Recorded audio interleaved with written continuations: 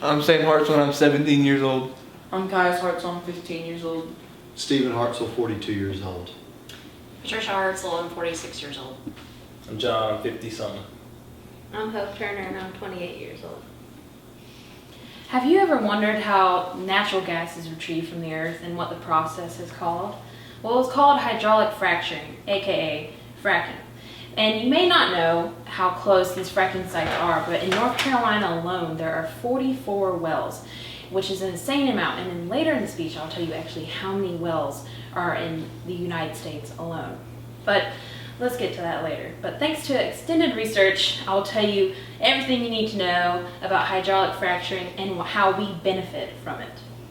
So today, I want to tell you hydraulic fracturing, all the chemicals, the water, and the sand, the amount that is used, and how we actually need it and how we benefit. So let's begin with talking about hydraulic fracturing. Now, what happens when a company wants to frack an area? They clear out the area, the trees, the bushes, anywhere, and they set up their machinery, which is large, grand in scale. It's a very expensive process. So what they do is they dig a 1,000 to 4,000 foot hole deep into the earth to get to that natural gas. Then they send down a metal pipe that surrounds the hole so the earth won't be disrupted by the chemicals that are being sent down. After that process, they send down tiny little explosions, which causes little tiny fractures so that the natural gas can seep through into the pipes.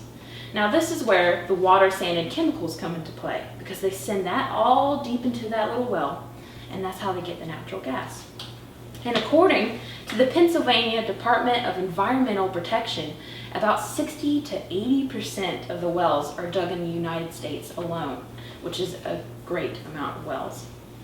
But now that you know a little bit about hydraulic fracturing and how it's conducted and how we get the gas, let's get to the numbers of the process, which is the water, sand, and chemicals. Now, given to me from the Earthworks Action, about 70 to 140 billion gallons of water are used to frack the wells. And in the United States alone, there are about 35,000 wells that are fracked each year, which is an insane amount, but we need it so we can get into those wells. And this water that is used, about 40 to 80 cities could use that amount of water, which is an insane amount, but the natural gas is very important as well. And let's get to the sand. About 300,000 pounds of sand are used per well, which is an insane amount, but they need a certain type of sand, which is called propant sand. They can't just get the sand that's over on the ground because it won't mix well with the water and the chemicals. The chemicals also are called breaker and acid, which helps them get through the wells and make sure there's nothing that's blocking the area so they can't get the gas. But now that you know how the wells are retrieved, how you get the natural gas, let's get how we benefit from fracking. Now, the main reason why we need this is because of jobs. According to the National Center for Policy Analysis, job growth has never seen this type of increase since 2003. Jobs have been given for construction, for transportation, and for all types of services. Type of transportation that they bring that water, about billions of gallons of water, the trucks back and forth. So they need a solid system that will make sure that the natural gas is getting retrieved and that we're all getting it in a nice process. And another way that we really benefit is if, like the process, like the stuff, kitchen appliances that you use in your house, the oven, the stovetop, everything, just using your car every day to go to the grocery store, we all benefit from this natural gas that we are getting.